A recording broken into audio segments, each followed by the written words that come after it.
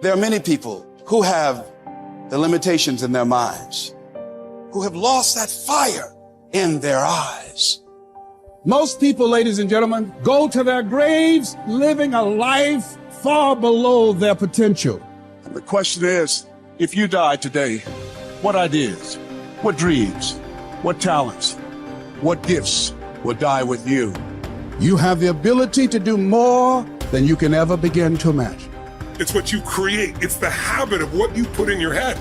See, someone can tell you your whole life you're a piece of crap, and part of you goes, you're full of it, I'm gonna show you. Lots of people have done that. They never bought it. Or someone tell you you're beautiful your whole life, you go, I'm not really beautiful. So what people tell you doesn't matter at all. It's what you stack. It's what you assemble. You need to believe and know that you're one decision, one relationship, one meeting, one book, one thought, one something away from a completely different life. It's an effort play. If you don't have self-confidence, you've never kept the promises you make to yourself. Check that box. If you have self-confidence, you've started to keep the promises you make to yourself. So if I'm gonna get up and I'm gonna work out, I'm gonna do 10 reps in the gym, I do one more. If I'm gonna do 45 minutes on the treadmill, I do one more. If I wanna make 10 contacts in a day, I do that and one more. There's a lot of times where I don't know how I'm gonna move forward, but I ask myself one question: can you take another step? And that answer is always yes. You're passing through that keyhole. But if you pass through it, then something massive opens up on the other side. And it is definitely the case that disciplinary institutions, universities, are exactly that, is they're places of guidance, and they're places to encourage people to develop the discipline that's necessary to see beyond the discipline. I mean, that's why we have disciplines, right? I mean, the words aren't there by accident. And once that discipline was established, then the disciplined mind could explode in every direction, which is precisely what happened. And that's the thing about growing up, is that when you're a teenager and a young adult, you have to sacrifice everything you could have been as a child to be the one thing that you're aiming at. But then that opens up, and the universities are part and parcel of that process. Change is automatic, but progress is not. Start today, right now. What do I really want in depth? What are the rituals that will get me there? And then get yourself to start a few of those actions and lock them in place. If you make the changes in yourself, you're going to be proud, and no amount of money or accolades from other people can mirror the feeling of being proud of knowing you've taken back control of your life. Everything in life is always changing. We don't have to work on change.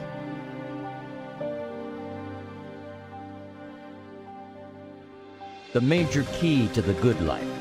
Every day in 1,000 different ways, we are trying to improve ourselves by learning how to do things. We spend a lifetime gathering knowledge in classrooms, in textbooks, in experiences. Now, if knowledge is power, if knowledge is the forerunner to success, then why do we fall short of our objectives? Why, in spite of all our knowledge and in spite of our collective experiences, do we find ourselves aimlessly wandering, settling for a life of existence rather than a life of substance? There may be many answers to this question. Your answers may be different than your associates or your spouses or your friends. The fundamental answer is the absence of discipline. Applying all that we know. Discipline. Self-discipline. We might add one more word here: consistent. Consistent self-discipline. It doesn't really matter how smart you are or how much you know if you don't use it. And once you're disciplined, like you're like a sharpened sword, man, like a well-tempered blade, and then you can go out there and operate in the world. The reason that discipline is necessary is because you're a mass of competing short-term interests. And so the question is then, well, which short-term interests should win out? And the answer to that is none of them. They need to be organized into a hierarchy that makes them functional across time and across individuals. Get it really simple, things you do right now to change your life. You can go to experience it that day, and then you get momentum. Day 1, day 2, day 3, day 4, and all of a sudden now what used to be hard to do is easy to do. And I think for anyone, you got to understand, anyone can learn anything. And I'm just not willing to settle for a life without passion and aliveness. That's just like, there's so much to learn, there's so much to grow. And then my view is, what's next is always better. If I make it so, it's my job to make it so. And I think that's how we have to navigate. But most of us have been conditioned not to take a risk. But once you peel the crust, peel that crust away and see who you really are, you open your mind to a whole nother world.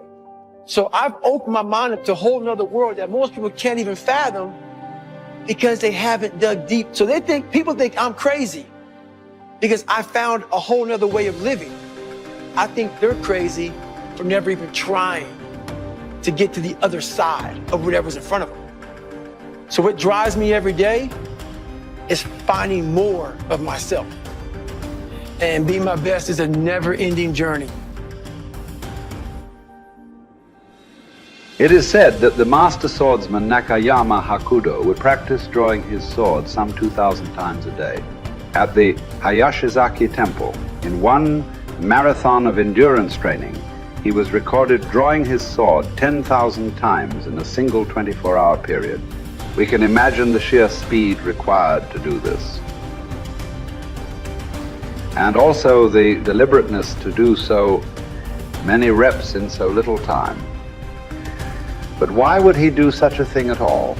Because, as Octavian's teacher Arrius Didymus said, practice over a long time turns into second nature. We don't rise to the occasion, we fall to the level of our training. The samurai Musashi was once challenged by a warrior named Miyake Gunbei, a man who thought himself one of the best in the world. On his third attack, frustrated by his lack of success, Gunbei charged at Musashi in an aggressive lunge. Musashi, having prepared for this exact scenario countless times, replied, "That is not what you should do," then parried the blow with one sword and watched as the man gashed his own cheek against Musashi's other sword. How had he known? Practice. Chotan Siki Ren was Musashi's phrase. Training from morning to night. Oh, you've done that. Okay, do it some more.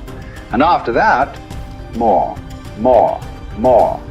1,000 days of training to develop. Musashi would write 10,000 days of training to polish. For a samurai, there was no such thing as pretty good. If a pretty good swordsman met a better fighter, he would die. It's like the Basketball Hall of Famer Bill Bradley's observation. When you are not practicing, refining, working, somewhere someone else is, and when you meet them, they will beat you or kill you. Gunbei was lucky enough to learn this lesson and live to tell about it. In fact, after Musashi treated the man's wound, Gunbei accepted that he was outmatched and became Musashi's student, training and practicing under him until he was no longer prone to the mistakes that come from such rashness. Look, this is not a drill. There is no greatness without practice. Lots of practice, repetitive practice, exhausting, bone-crunching, soul-crushing practice. And yet, what emerges from this practice is the opposite of those three feelings. Energy, strength, confidence. You deserve that. Yes, your body will burn, but that's the evidence. From that burning comes real heat, heat you can apply to your craft, to your work, to your life. The cellist Pablo Casals practiced continually late into his life, even long after he was widely considered a master, because he believed he was still making progress.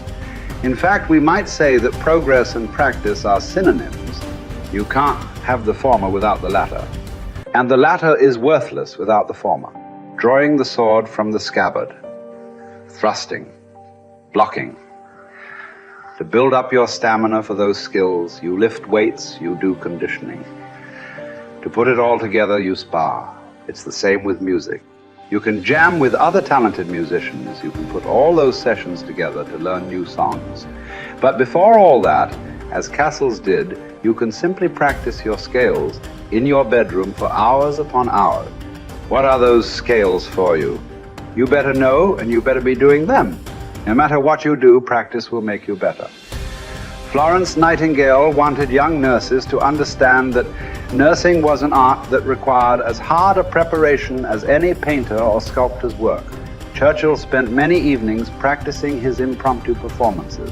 Only you know what it will look like to train in your art like a samurai, an Olympic athlete, a master in pursuit of excellence. Only you will know what you need to practice from morning until night. what to repeat 10,000 times. It won't be easy, but in that burden is also freedom and confidence. The pleasure of the flow state, the rhythm of second nature, the quiet calmness of knowing that from the practice, you'll know exactly what to do when it counts. The pride and the dependability of doing it too.